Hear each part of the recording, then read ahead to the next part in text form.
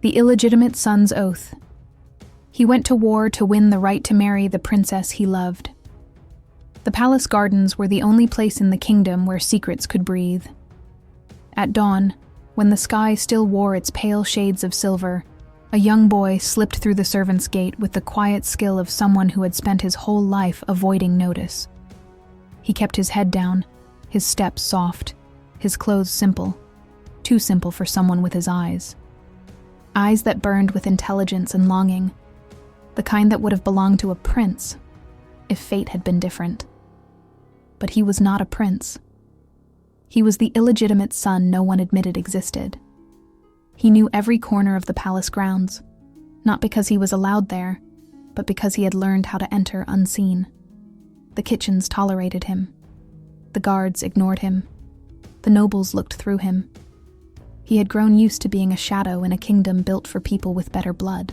Yet he came to the garden every morning for one reason: hope. The kind of hope that warmed him even in the coldest moments, that whispered he might not be entirely alone in the world. He reached the center fountain, the one surrounded by white roses and marble statues, and climbed onto the lowest ledge, squinting through the branches of the largest willow tree. There she was, the princess, barefoot, laughing, running through the grass with her hair loose and wild like she had escaped a painting.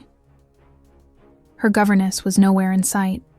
The woman always slept longer than she should, giving the princess a brief window to taste freedom before duty swallowed her day. She stopped when she noticed him, her smile blooming instantly. "You're late today," she said, hands on her hips. He slid down from the fountain, brushing dust from his trousers. "I had to carry water for the stables. The buckets are heavier in the mornings." She walked up to him, inspecting his face with the seriousness of a queen rather than a child. "You're bruised again." He looked away. "It's nothing." "It's never nothing," she whispered. She reached out and touched the fading bruise along his jaw with gentle fingers. He flinched, not from pain, but from the unfamiliar softness. The whole kingdom could have shouted that they were not allowed to stand this close, that she was royalty and he was a mistake. But in the morning quiet, none of the rules mattered. "It was the guards, wasn't it?" she asked. He didn't answer. Silence was safer. But she knew. She always knew. "You shouldn't come here," he said finally. "If someone sees you with me, they won't," she said simply. "You don't know that." "I don't care," she corrected. He blinked, stunned by her certainty. The princess smiled again, grabbing his hand and tugging him toward the willow tree. "Come on, I found something." He followed, because she always led him to places he never would have dared to explore alone. They climbed the small hill behind the willow, and the girl pointed proudly at a wooden box hidden in the roots of the tree. "Open it," she said. Inside was a tiny crown she had made from twigs, tiny feathers, and a ribbon she had stolen from her own hair. He stared at it, confused. "It's for you," she said. "Every hero needs a crown." He shook his head. "I'm not a hero." "You will be," she replied. "One day." His breath caught. "Promise me something," she said suddenly, lowering her voice. "Promise me you'll never disappear." I can't promise that," he said. "People like me get sent away." "Then promise me you'll come back." He hesitated. Not because he didn't want to promise, but because he didn't think he had the right. She stepped closer, her expression fierce. "Swear it." Something inside him shifted, something deep and ancient and desperate. He placed a hand over his heart. "I swear," he whispered. A soft smile curved her lips. "Then I'll wait for you, no matter how long it takes." It was a childish vow, made by two children who didn't yet understand crowns, wars, or bloodlines. But the moment he spoke it, he felt it root itself in his soul, like an unbreakable thread. The girl who would one day be queen now held a piece of his destiny. And the boy who had no name suddenly had an oath, one that would carry him far from the garden, into the heart of war, and into battles far bigger than either of them could imagine. He didn't remember the first time someone called him illegitimate, only the way the word felt, heavy, sharp, like a stone pushed into his chest that never quite dissolved. It followed him everywhere, even when unspoken. In the way servants paused when he entered, in the way guards narrowed their eyes, in the way nobles straightened their backs, as if their posture alone could keep their bloodlines clean. He was a ghost in a palace of gold. But the princess, she saw him.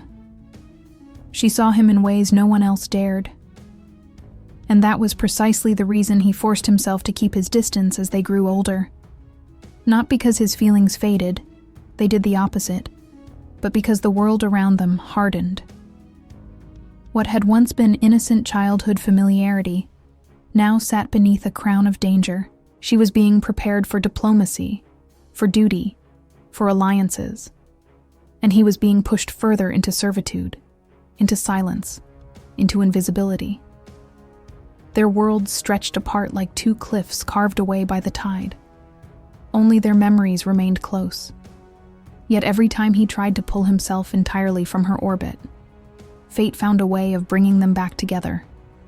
One afternoon, when he was about 12, he passed through the palace kitchens carrying crates of grain. Sweat clung to his brow, and his arms trembled beneath the weight. Nobles didn't lift crates. Servants did. Bastards did. Boys like him grew strong because they had no choice.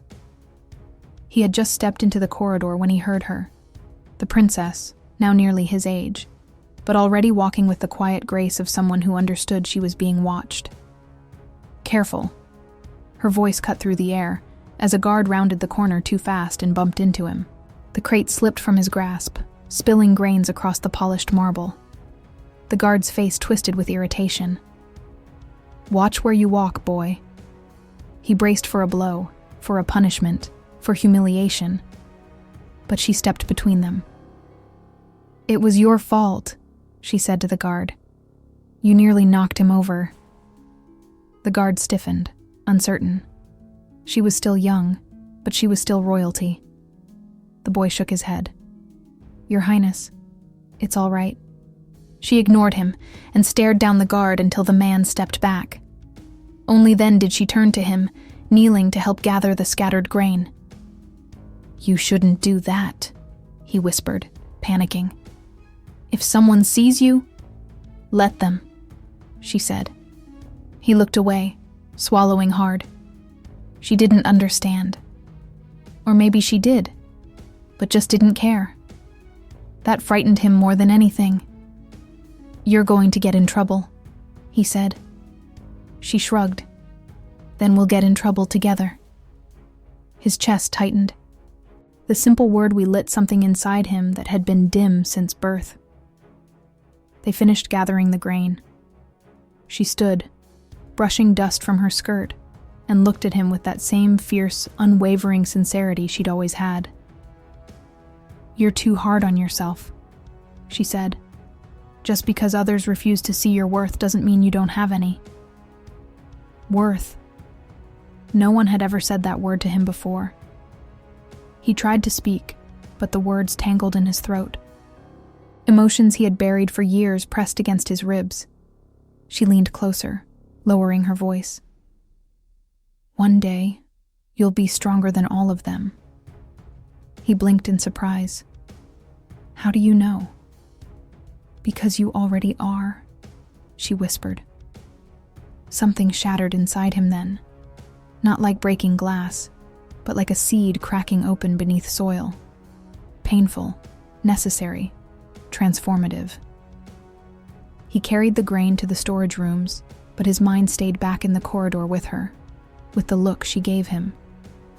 The certainty in her voice, the softness in her defiance. And that was the day it happened.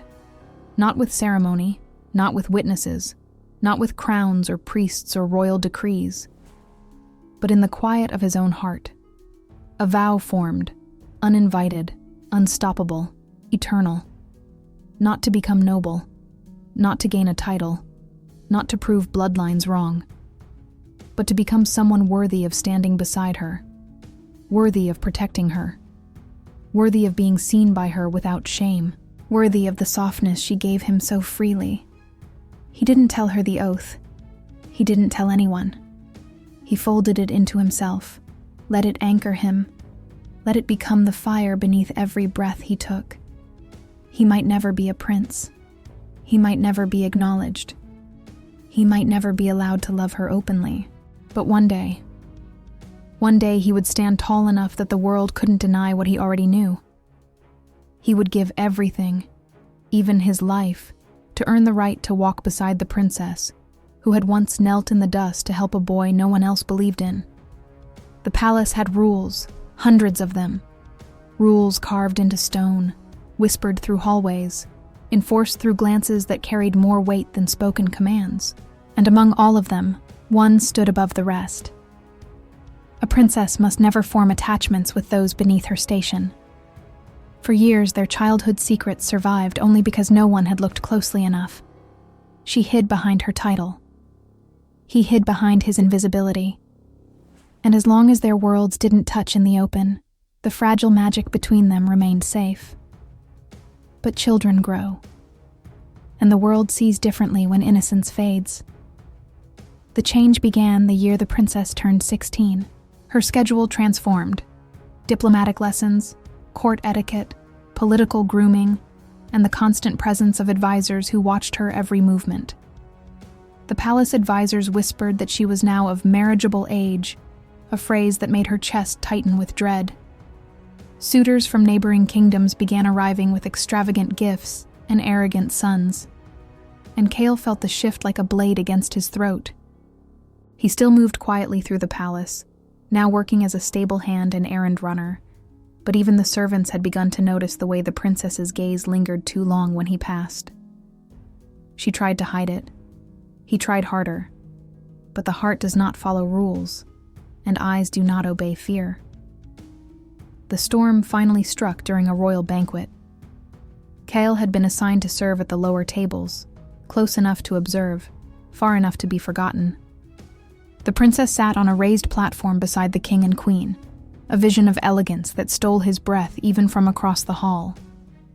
But she looked miserable behind her polite smile, trapped in conversations with nobles who treated her like a possession they hoped to win. At one point, her gaze drifted downward, seeking him instinctively. Their eyes met. Just a second.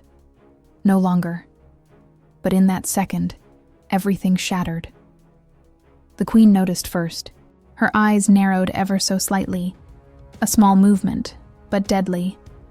She followed her daughter's gaze downward and saw the boy her husband had forbidden to be acknowledged since the day he was born. Her lips tightened into a thin, icy line. The king followed her stare and stiffened. His expression froze, jaw tense, fingers gripping the armrest of his ornate chair hard enough to whiten his knuckles. Kyle sensed danger before he understood it. He lowered his gaze quickly, kept serving, kept moving, but the damage was done. At the end of the banquet, as warm laughter filled the hall, a cold order snapped through the air. "Bring the illegitimate stable boy to me." Silence fell. All heads turned.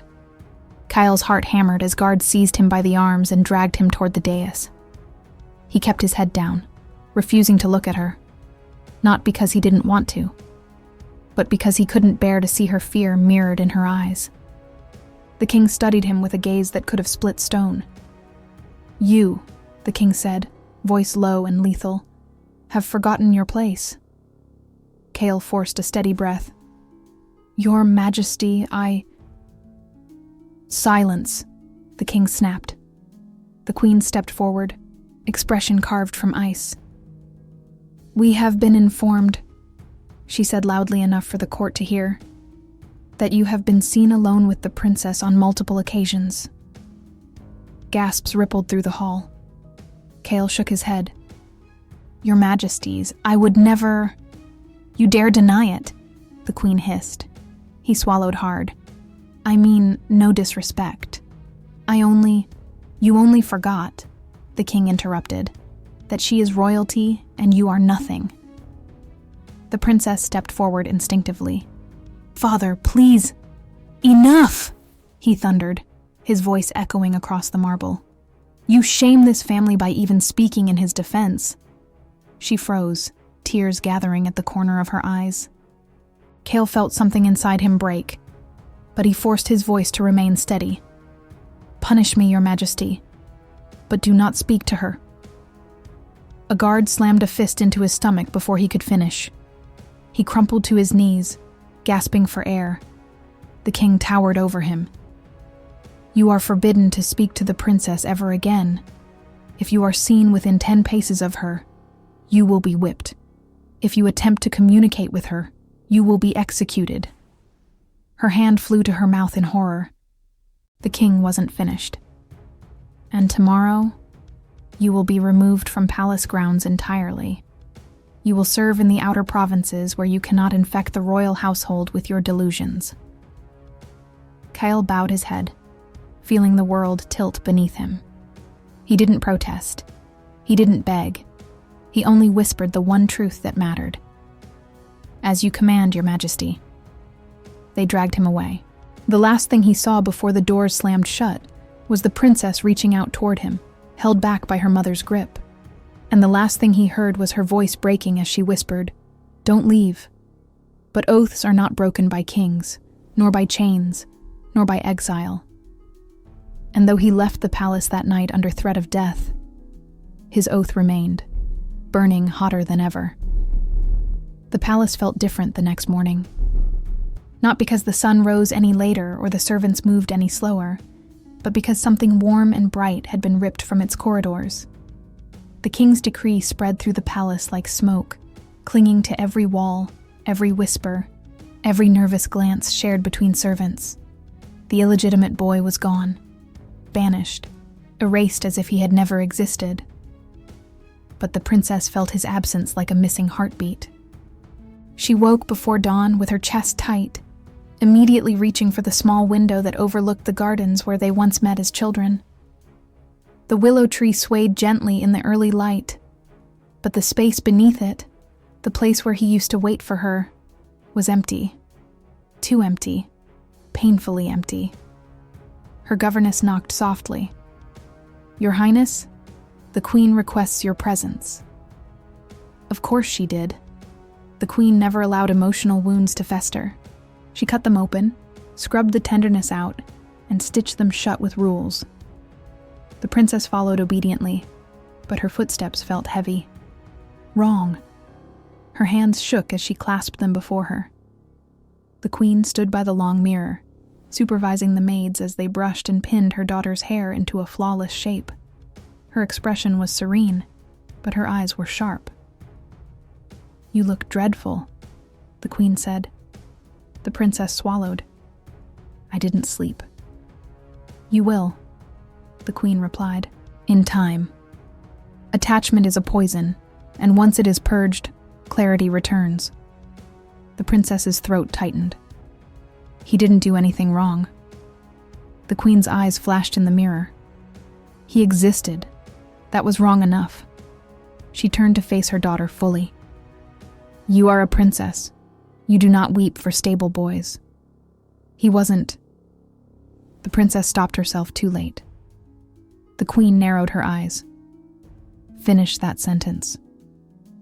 But she couldn't. The words were too dangerous, too sacred. If she gave voice to the truth, the palace would turn it into a weapon. The Queen's voice softened, though the softness was cold. "You think you care for him. You think you understand what that means. But you are young and foolish, and blinded by the freedom we allowed you in childhood. That ends now." She signaled to the guards. 2 men stepped forward. The princess stepped back instinctively. "What are you doing?" "You will be escorted to the upper tower," the Queen said calmly. "Until this confusion fades." "Mother, no, please." "You brought this on yourself," the Queen replied. "You encouraged him. You allowed him access to your emotions. You endangered the throne. The guards took her by the arms, not roughly but firmly enough to silence her protests. She struggled, panic erupting inside her chest. "Mother, please," she begged, tears already spilling. "He didn't force himself on me. He didn't manipulate me. He is an illegitimate boy with ambition far above his station," the queen interrupted. "And you will forget him." "I won't," the princess whispered, voice shaking. The queen stepped closer, her face inches away. "You will, or I will see to it that he never returns alive." The princess froze. Her tears fell faster, but her body stiffened in the guard's grip. "Take her," the queen ordered. They led her up the stone steps toward the tower, a place once used to confine criminals of noble birth. The heavy iron door closed behind her with a finality that made her chest constrict. The room wasn't cruel. It wasn't dark or damp. It was decorated like a royal chamber. Soft bed, gilded curtains, warm light. But that made it worse. The comfort was a cage. Luxury turned to punishment. Every piece of furniture reminded her of the life she was expected to return to. Obedient, composed, untouched by her own desires. She ran to the window, gripping the bars tightly. From high above, she could see soldiers riding out through the palace gates. Her breath caught. He might be among them. Or perhaps he had already gone. Or perhaps he had been dragged away under the cover of night. No farewell allowed. Her fingers trembled around the iron. "Please," she whispered into the wind. "Please be safe." A soft knock at the door startled her. A maid slipped inside. Young, nervous, eyes darting toward the hallway to ensure no one followed her. "Your Highness," she whispered. "I cannot stay long." The princess stepped forward urgently. "Do you know where they took him?" The maid hesitated, then reached into her apron and pulled out a folded scrap of paper. "I found this on the floor of the corridor after they dragged him out," she said, placing it into the princess's hand. "It might be from him." She left quickly, the door shutting behind her. With trembling fingers, the princess unfolded the paper. Just a single line written in hurried strokes. "I will come back, worthy. Wait for me." Her knees gave out. She pressed the paper against her heart, sobbing. But not from despair. From hope. They could lock her away. They could silence her voice. They could cage her body. But they couldn't kill an oath. And they couldn't touch the part of her soul that belonged to him. For the first time since he was taken, she breathed deeply. She would wait. For him. For their promise. For the day the kingdom learned that even a princess could love a boy the world tried to erase. War never begins with a single trumpet. It begins with a whisper, one no one wants to believe. For weeks, the kingdom had ignored the warning signs. Traders brought rumors of enemy scouts seen near the eastern ridge. Patrols returned with vague stories of camps forming beyond the border. But the palace, consumed by politics and appearances, dismissed everything as exaggeration. After all, it was easier to silence fear than to prepare for it. But fear has a way of becoming truth. The night it happened, the sky held an unnatural stillness. The moon hung low, casting a pale glow over the villages that stretched beyond the capital. Soldiers in remote outposts were the first to hear it. The distant thrum of hooves, the echo of marching feet, the sharp cries of commanders rallying troops. By dawn, flames devoured the first outpost. The kingdom finally woke. Back in the remote province where the illegitimate boy had been exiled, he stood beside a line of peasants and servants summoned for urgent military conscription. He had no armor, no title, no recognition, just the same worn clothes he had carried on the day he was cast out of the palace. But there was no fear in his expression, only purpose. If the kingdom was going to war, then fate had opened a door he never thought he'd be allowed to approach again. "State your name," the captain barked. The boy hesitated only a moment. His name meant nothing. His bloodline meant even less.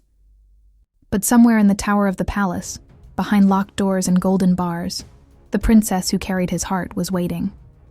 He straightened, jaw tight. "Recruit," he said. "Reporting for service." The captain raised a brow. "That's not a name." He met the man's stare, steady and unwavering.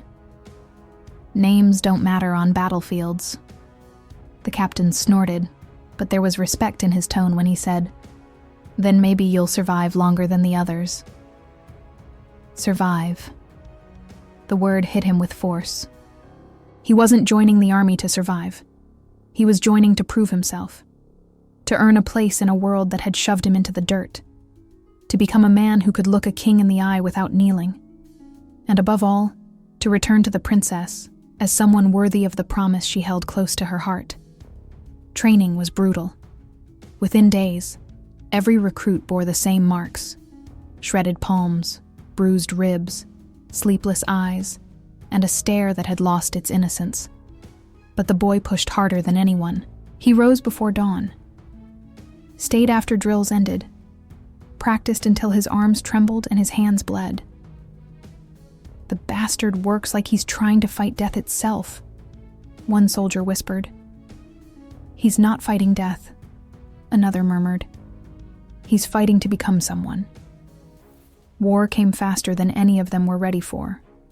One morning, the commander rode through camp, his expression grim. "The eastern border has fallen," he announced. "We march in 1 hour." Fear rippled through the army. Men whispered prayers. Boys pretended not to tremble. Veterans sharpened blades with the calm of people who knew exactly how easily life slipped through fingers. The illegitimate recruit stood at the edge of his row, staring at the smoke rising in the distance. The world felt heavier than ever. But instead of dread, he felt certainty. This was the beginning. The moment his oath stepped out of childhood and into reality.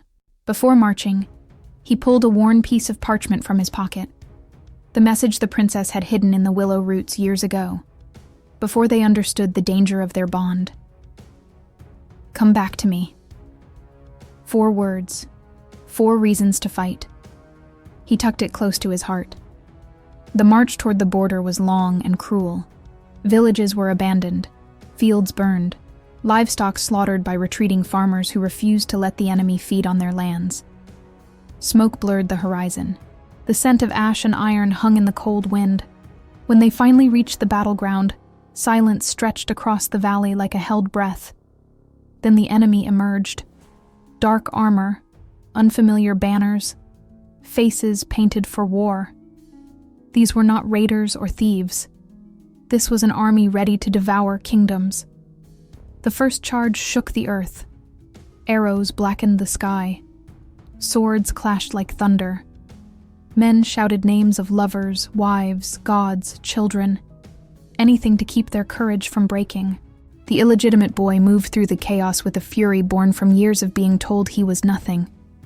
Each strike carved a piece of his past away. Each blow shattered another layer of the chains that had bound him. By nightfall, he stood bloodied, exhausted, shaking, but alive. And when the commander rode through the lines, searching for the soldier who had turned the tide in a crucial moment, his torchlight stopped on him. "You," the commander said. "What's your name?" The boy hesitated once more, but this time, he answered differently. "A man with a purpose," he said. "Not a servant. Not a mistake. Not a shadow." The commander nodded. "Then stay alive. The kingdom needs men like you." But the boy wasn't doing this for the kingdom. He was doing it for the princess who believed he could be more. War had begun, and with it, the path that would either kill him or lead him back to her. War changed men in different ways. Some became shadows of themselves, hollowed out by terror and loss. Others hardened into stone, their eyes losing all trace of softness. But the illegitimate soldier, the boy who once hid behind palace walls, changed in a way no one in the army expected. He became a symbol, not because he wanted glory, not because he sought recognition, but because something inside him refused to break, even when everything around him did. After the first battle, the army marched through ravaged lands. Villages were burned to embers, their stone chimneys standing like gravestones. The cries of orphans echoed through forests where no birds sang anymore. Even the rivers seemed darker, as if they carried the blood of fallen men downstream. He saw death every day.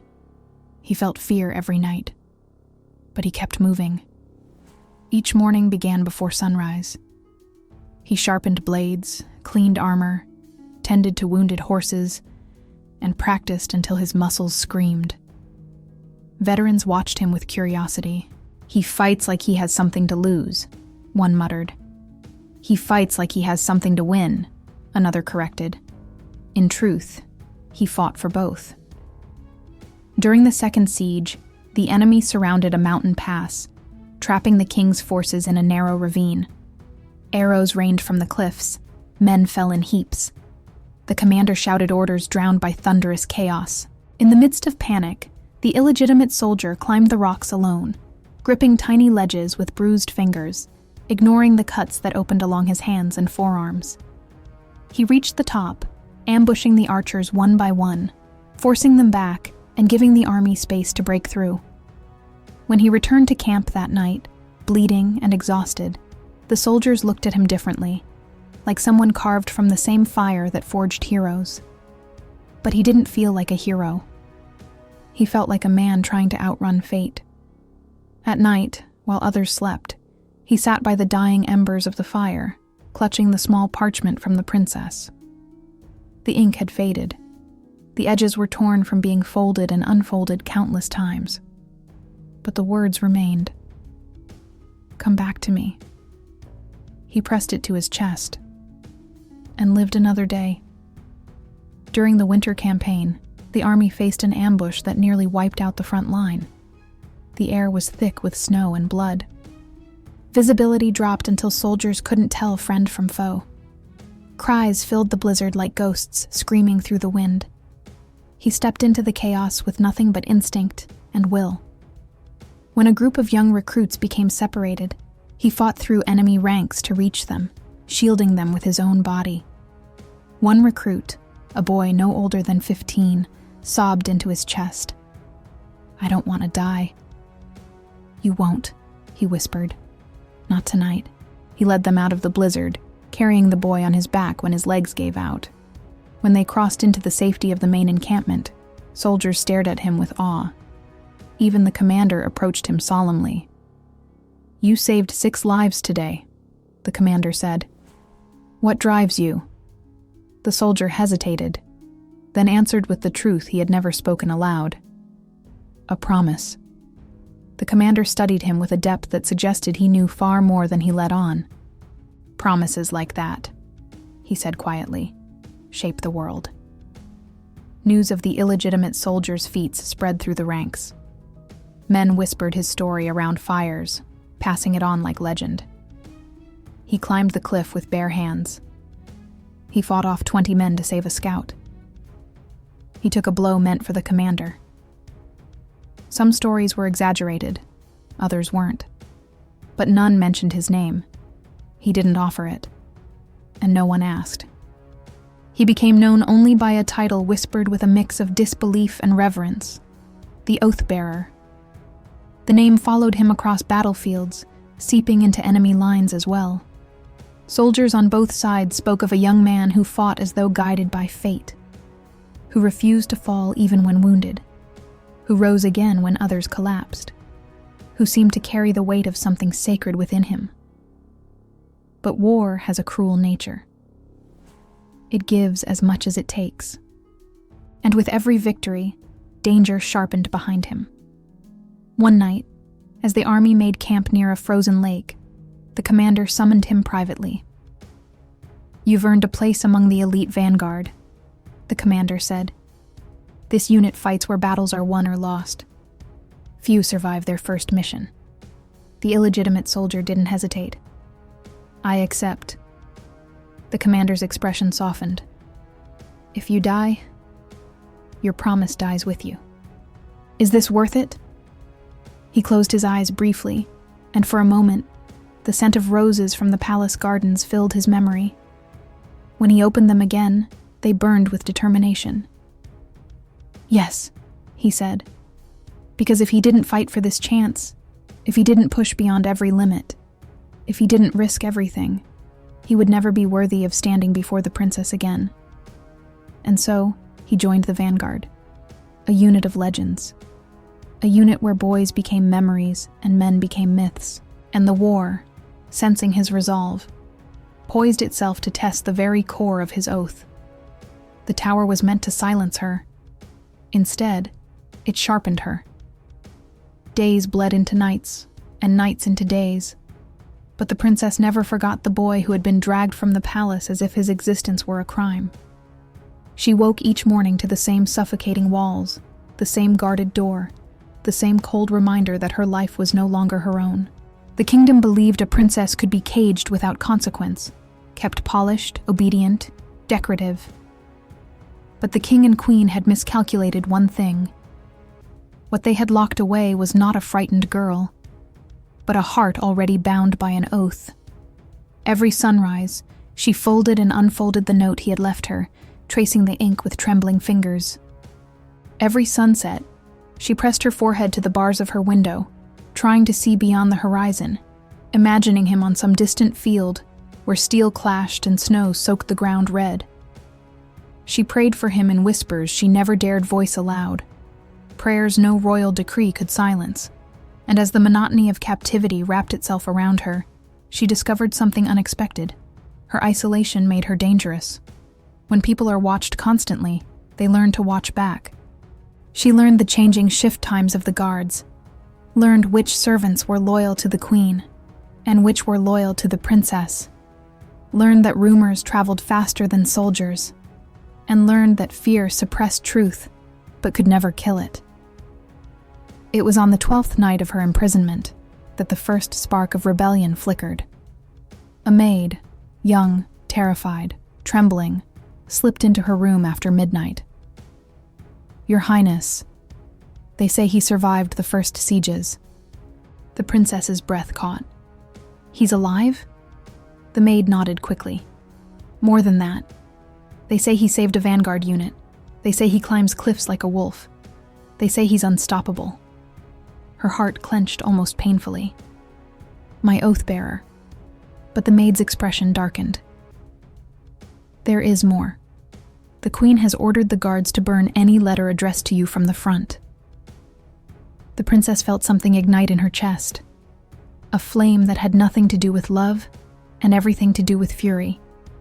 Her letters, all the ones she had risked everything to write, gone, burned before they ever reached the gates of the palace. "How long?" she whispered. "Since the day he left," the maid said. The princess closed her eyes as a wave of grief crashed through her. All the words she had spilled onto parchment, her pleas, her hope, her belief, never left the palace walls. He had gone to war thinking she had remained silent.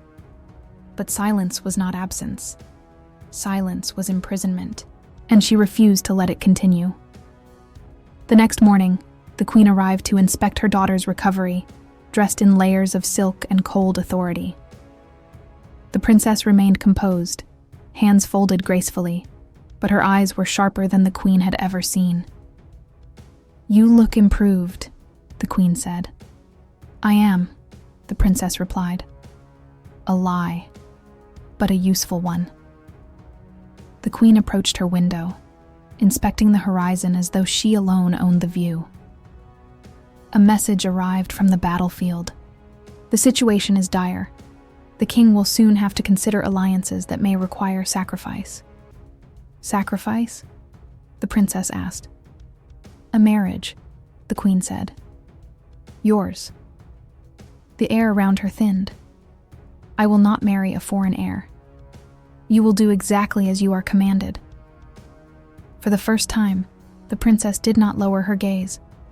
"No," she said. "I won't." The queen turned sharply.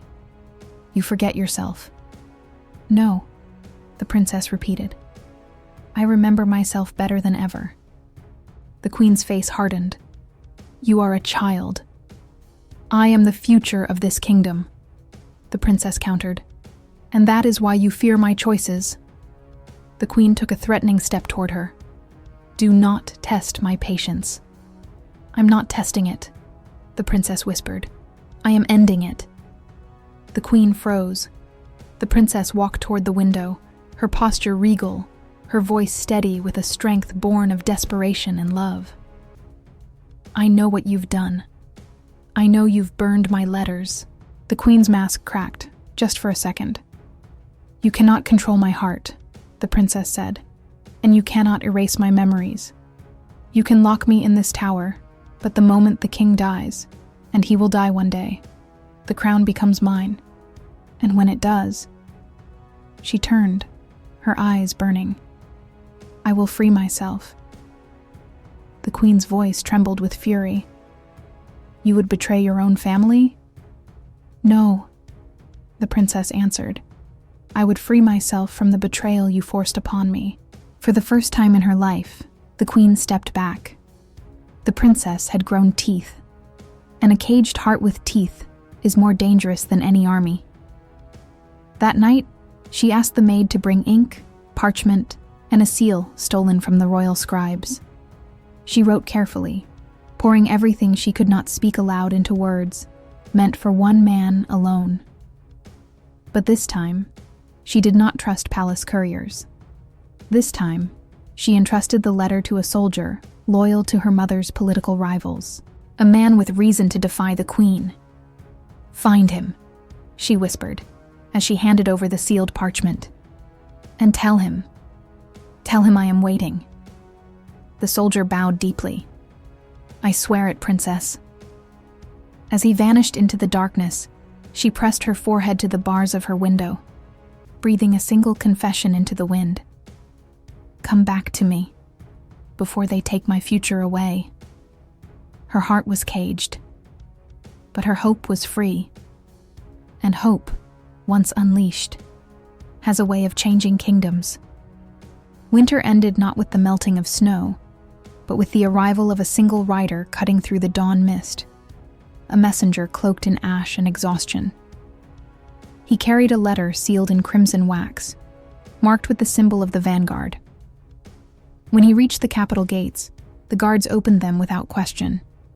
No one ignored a vanguard seal. No one dared to. The letter reached the king before the sun rose, and its contents changed everything, because it spoke of one soldier, a nameless man, who had led the final charge at the Battle of the Eastern Ridge, a man who had taken command when the captain fell, a man who rallied broken troops, cut through enemy lines, and held the kingdom's banner high until reinforcements arrived. It was his leadership, the report claimed, that kept the border from collapsing entirely. The king clenched the parchment, reading one line over and over.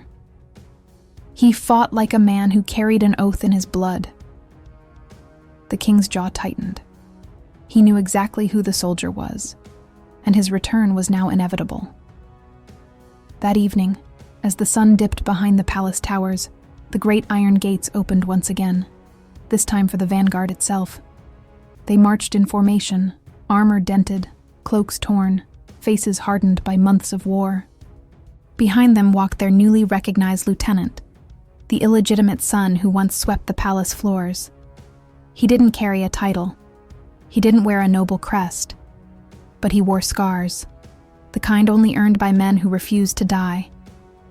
The crowd erupted, not with polite applause, but with a roar of gratitude. Villagers threw flowers. Children ran beside the soldiers. Even nobles bowed their heads, acknowledging the vanguard's sacrifice. But the princess saw none of it, because when the vanguard stepped into the great courtyard, her heart stopped. There he was, alive, stronger, changed, but undeniably him. He had grown into someone the palace could no longer pretend not to see. Broad shoulders, steady gaze, a jaw set with purpose. His presence commanded the courtyard more completely than any noble ever had. Their eyes met across the distance, and in that instant, time dissolved. He took a breath, painful, sharp, because she was more radiant than he remembered. Her hair caught the fading sunlight. Her eyes glistened with tears she refused to let fall. She clutched the balcony rail as if the stone itself were the only thing keeping her upright. She whispered his name. He whispered hers. But before either could take a step, the king stood. His voice boomed across the courtyard. "Bring the vanguard lieutenant to me." Guards escorted the soldier forward. He did not kneel, not out of defiance, but because his legs refused to bend under the weight of what was coming. The king descended the steps slowly, each footfall heavy with authority. "You have served the kingdom well," the king said. "Your bravery spared thousands." "Thank you, Your Majesty," the soldier replied, his tone steady. "But," the king continued, folding his hands behind his back, "honor on the battlefield does not erase dishonor in the palace." A hush fell.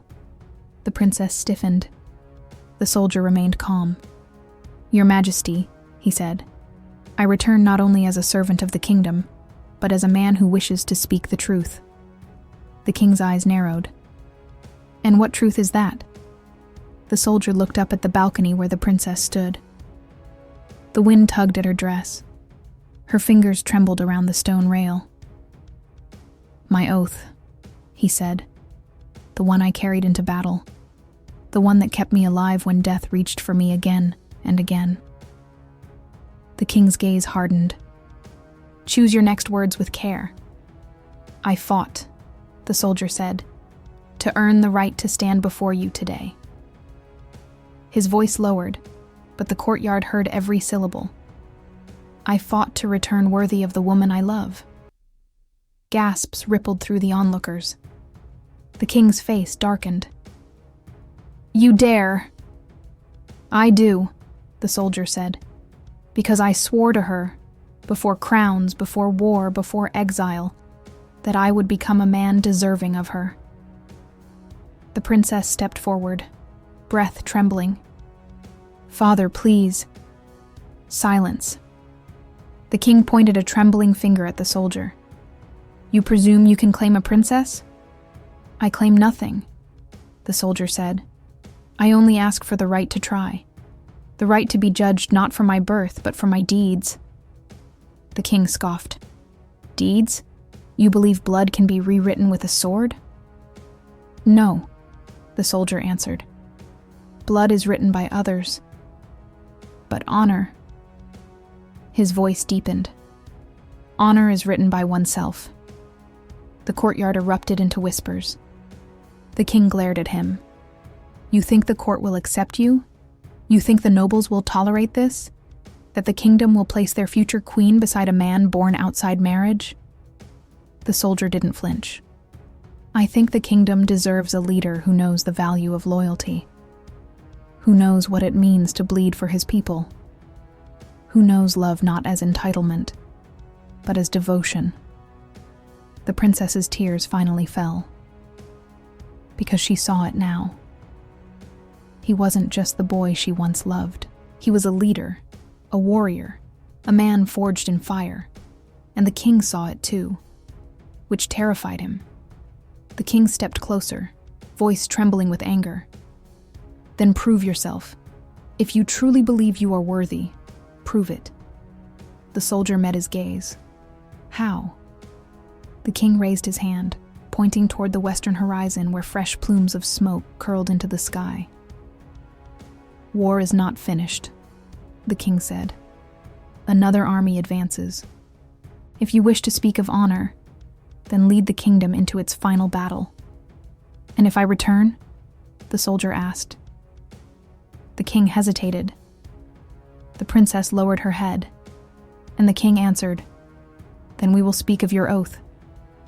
It wasn't approval, it wasn't acceptance, but it was a door, the only door. The soldier bowed his head, not as a servant, but as a man accepting his trial. And as he turned to leave, the princess whispered through the wind, "Come back to me." He looked up once more. "I will," he promised. Not as an illegitimate boy, not as a nameless soldier, but as the man who loved her. War had carved him into something unrecognizable even to himself. But it was the march back toward the battlefield, the final battlefield, that tested him more deeply than any blade or arrow ever could. Because now, every step he took carried the weight of a promise spoken long ago beneath the willow tree. A promise whispered again in a tower window. A promise the king had dared him to earn with blood. He marched at the head of the army this time, not as a shadow or a servant, but as the kingdom's chosen commander. Soldiers who once barely noticed him now looked to him for strength. Veterans followed his orders without hesitation. And the banner he carried, the one he once believed he had no right to touch, fluttered proudly behind him. The final battle came swiftly. The enemy had gathered their greatest forces near the western cliffs, eager to crush the kingdom while it was still wounded. The clash of armies roared through the valley. Steel struck steel. Arrows streaked across the sky like falling stars. The ground trembled beneath the feet of thousands. But in the chaos, the soldier fought with a clarity no one else possessed. He fought not for conquest, not for glory, not for the throne. He fought for her. The world narrowed to movement, a rhythm of breath, of instinct, of commitment. When the enemy breached the central line, he was the one who drove them back. When a massive war beast charged through the ranks, he leapt onto its back, driving his blade between its armored plates with a roar that shook the ridge. When the enemy's champion, a towering figure cloaked in iron, challenged anyone brave enough to face him, the soldier stepped forward without hesitation. Their duel was legend. Blow after blow echoed across the battlefield. Sparks flew. Blood stained the snow. The kingdom held its breath as the illegitimate son faced an enemy bred for war. And when the soldier finally struck the killing blow, both armies froze in stunned silence. The champion collapsed. The enemy faltered. And then the tide turned. The kingdom won not because of numbers or strategy, but because one man refused to fall. When the dust settled and the wounded were carried away, the soldier stood atop the ridge, exhausted, bleeding, but victorious. He gazed toward the horizon where the palace rose like a distant dream. It was time. Time to return home. Time to claim what he had earned.